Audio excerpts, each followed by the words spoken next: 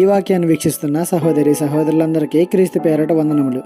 ఈరోజు వాక్యం ద్వారా దేవుడు మనతో చెబుతున్న మాట, నీళ్లుండట వలన అది మిక్కిలి గొప్పదాయను, లోతైన నది ఆధారమైనందున అది మిక్కిలి ఎత్తుగా పెరిగెను. యెహెజ్కేలు గ్రంథము 31:4. నీరు ఉండుట వలన ఒక చెట్టు ఎంత ఎత్తుగా ఎదిగిందో అని దేవుడు వివరిస్తున్నాడు.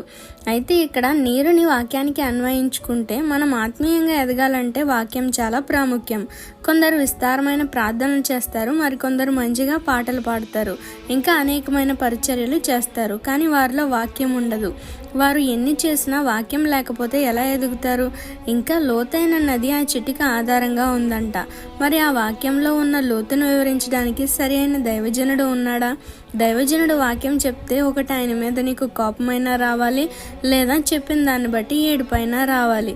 అప్పుడు నీలో వాక్యం పనిచేసినట్టు. ఈ రెండిట్లో ఏది జరగకపోయినా నువ్వు చేసే సహవాసం వ్యర్థం. ఆ చెట్టు ఉన్న చోట ఇంకా చాలా చెట్లు ఉన్నాయి, కానీ ఈ చెట్టు మాత్రం వాటన్నిటి మీద ఎత్తుగా ఎదిగింది. నీతో పాటే అందరూ వాక్యం వింటారు.